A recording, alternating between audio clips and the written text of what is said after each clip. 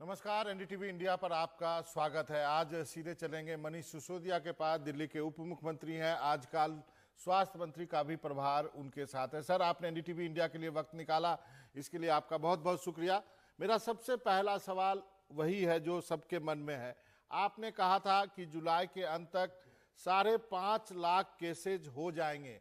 ये आंकड़ा आपके पास आया कहां से सर?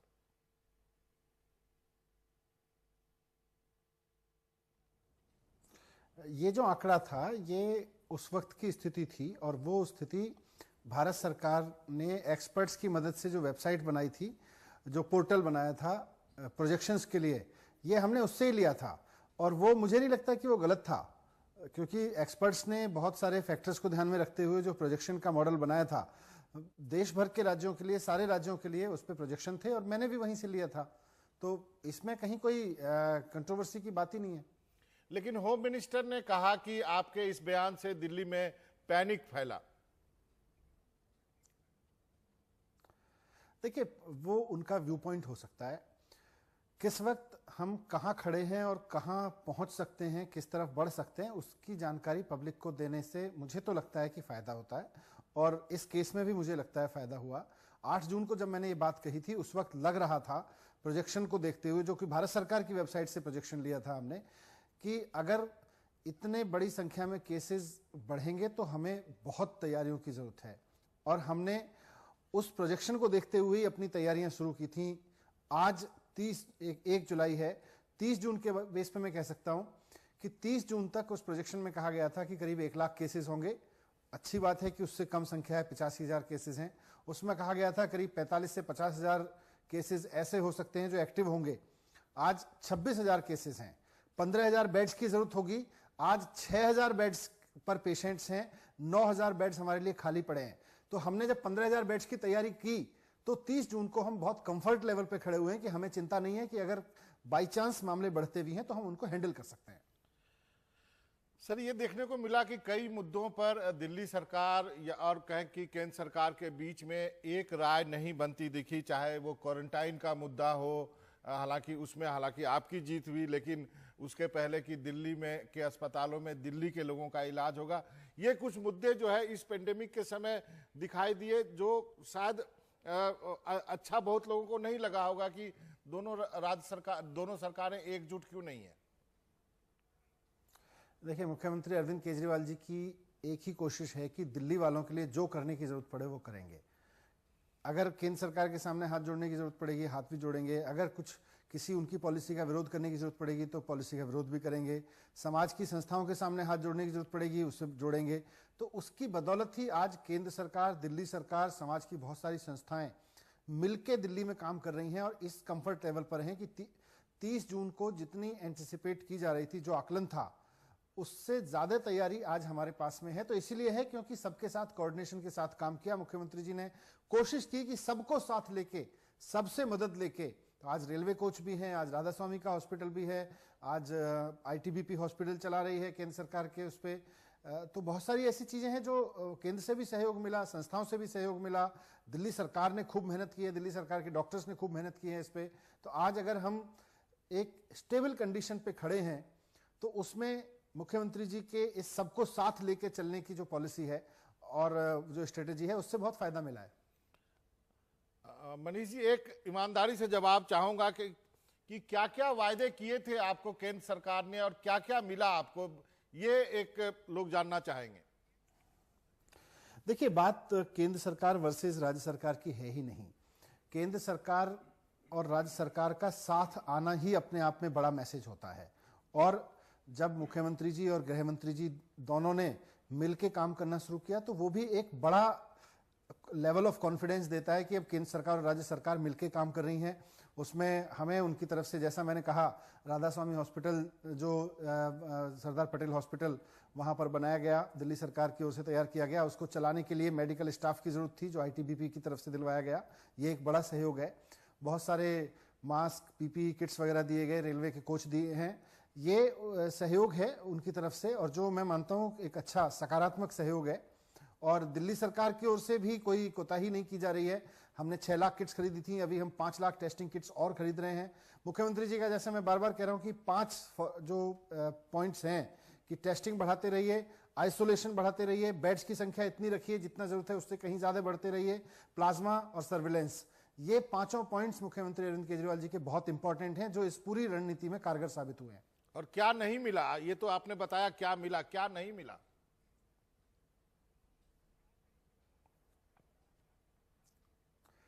मुझे लगता है कि दिल्ली सरकार को सबसे ज्यादा तो एक सहयोग की जरूरत थी, जो मिल रहा है। मैं ये नहीं कहूंगा कि क्या नहीं मिला।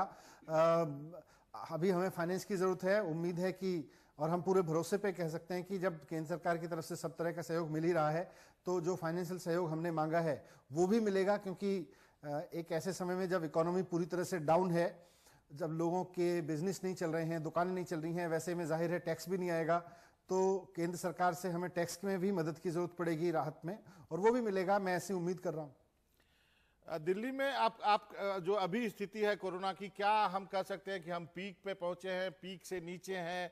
क्या हम ये कह सकते हैं कम्युनिटी ट्रांसफर हुआ नहीं हुआ? क्योंकि इसको लेकर भी आपके एक बयान से, दिल्ली सरकार के बयान से थोड़ा विवाद हो गया था। जून के पहले हफ्ते में स्थितियां चिंताजनक लग रही थीं, कि ऐसा लग रहा था जिस स्पीड से आगे बढ़ रही हैं, लेकिन आज की तारीख में मैं कहूं काफी स्टेबिलिटी दिख रही है दोनों तरीके से। एक तो तैयारियों की वजह से भी स्टेबिलिटी दिख रही है, क्योंकि हमें 15,000 बेड तैयार करके बैठे हैं, 6,000 ही पेशेंट्स हैं, तो अच्छी बात है। हमारे वेंटिलेटर्स पे भी अवेलेबिलिटी है, हमारी एम्बुलेंस भी 0 रिजेक्शन पे चल रही है इस वक्त, कहीं कोई केस रिजेक्शन नहीं हो रहा। अब ये कम्युनिटी ट्रांसमिशन है या नहीं है, ये एक टेक्निकल टर्म है जिसको एक्सपर्ट्स तय करते हैं। उसके लिए बहुत सारे बड़े लेवल पर सीरो टेस्टिंग कराई जा रही है, उसके बाद शायद कुछ तस्वीर सामने आएगी, लेकिन अभी स्टेबिलिटी है। पहले हम 4,000 5,000 टेस्ट करते थे तो 2,000 लोग पॉजिटिव पाए जाते थे। आज की तारीख में हम 20,000 टेस्ट कर रहे हैं तो 2,000 से 3,000 लोग पॉजिटिव पाए जा रहे हैं। तो इसको मैं समझता हूं कि एक स्टेबिलिटी का इंडिकेटर है, ये बड़ा इंडिकेटर है। जहां तक मेरी जानकारी है, आपके पास 744 ऐसे बेड हैं जो वेंटिलेटर बेड हैं। अभी जो है 160 खाली हैं। यदि मैं गलत हूं तो आप मुझे करेक्ट कर सकते हैं। क्या ये आपके लिए चिंता का विषय है और इस बारे में प्लान बी भी होगा आपके पास कोई?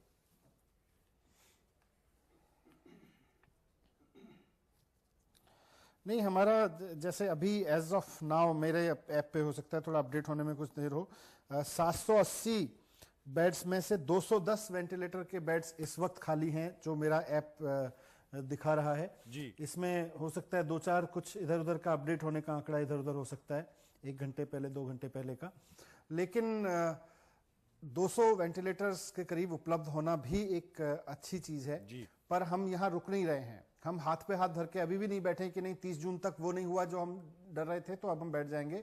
मुख्यमंत्री जी के पूरे कोऑर्डिनेशन में अब वेंटिलेटर्स बढ़ाने पर, आइसोलेशन बेड्स, आईसीयू बेड्स बढ़ाने पर बहुत जोर दिया जा रहा है, और दिल्ली के जितने भी कोविड हॉस्पिटल्स हैं उनमें एक बड़ी संख्या में कोविड हॉस्पिटल्स में आईसीयू बेड्स देखने को आपको मिलेंगे, और हम ईश्वर ना करे पर इससे ज्यादा जरूरत पड़ेगी, उससे पहले हम इसके लिए तैयार हैं।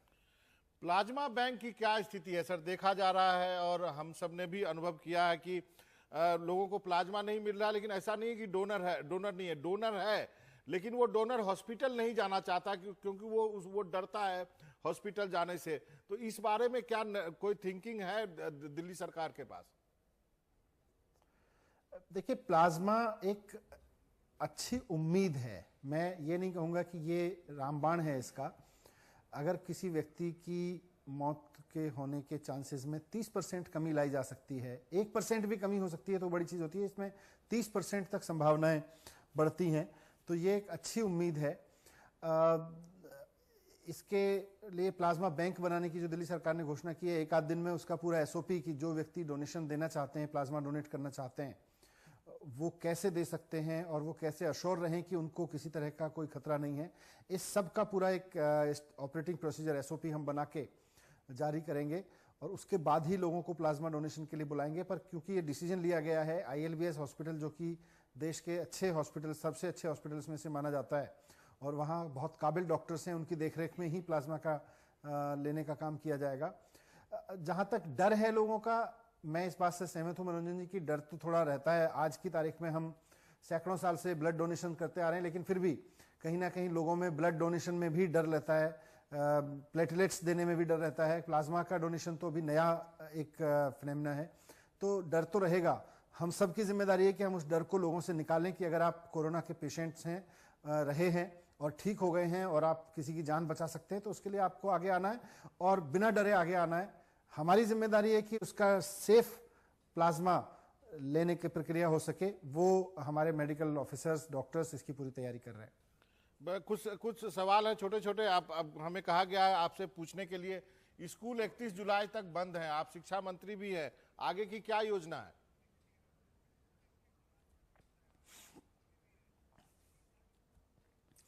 अभी तक तो 31 जुलाई तक ही की परिस्थितियों पे निर्भर करेगा कि आगे की क्या योजना है, क्योंकि ये कोरोना ऐसी बीमारी है जिसपे आज की तारीख में 1 महीने एडवांस में स्कूल को लेके, मार्केट्स को लेके, इकोनॉमी को लेके कोई योजना बनाना मुश्किल है। जुलाई के आखिरी हफ्ते में जो भी हालात रहेंगे, अगर हालात सुधरते हैं तो निश्चित रूप से मैं शिक्षा मंत्री होने के नाते चाहूँगा कि स्कूल खोलने की व्यवस्थाएं की जाएं, कॉलेज खोलने की व्यवस्थाएं की जाएं, और अगर हालात नहीं सुधरते हैं या ऐसे रहते हैं तो फिर उसका कुछ और प्लान बनाना होगा। लेकिन जुलाई के लिए हमने कुछ प्लान तैयार किए हैं कि किस तरह से ऑनलाइन पढ़ाई हो सकती है, किस तरह से ऑनलाइन और पर्सनल टीचर्स, पर्सनल इंटरेक्शन के माध्यम से किस तरह से हर बच्चे तक पहुंच के पढ़ा सकें, उसका हम प्लान इम्प्लीमेंटेशन कर रहे हैं। एक और सवाल है, लोग पूछ रहे हैं कि जब दिल्ली में बसें चल सकती है, जहाज चल सकता है, ऑटो चल सकता है, टैक्सी चल सकता है, कुछ ट्रेनें भी चल रही है, तो मेट्रो क्यों बंद है?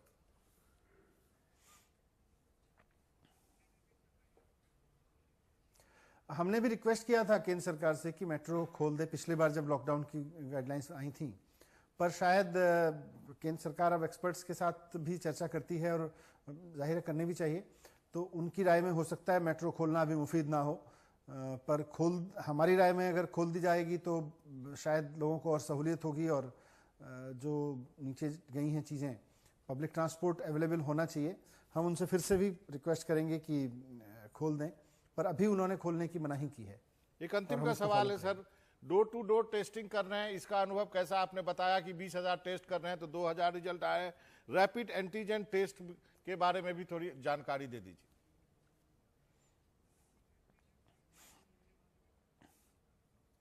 रैपिड एंटीजन टेस्ट की हमने 6 लाख किट्स खरीदी थी और 5 लाख किट्स को और हम अब खरीद रहे हैं, तो बड़े पैमाने पर रैपिड एंटीजन मतलब जल्दी से तुरंत रिजल्ट आने वाला जो टेस्ट है वो हम करा रहे हैं। पर ये जो डोर टू डोर टेस्ट करना है पूरे दिल्ली में, इसकी योजना भारत सरकार के एक्सपर्ट्स ने उन्होंने दी थी उसका आइडिया, और उनसे हमने फिर मांगा था कि इसकी और डिटेल्स हमें दे दें, उसके एसओपी वगैरह दे दें।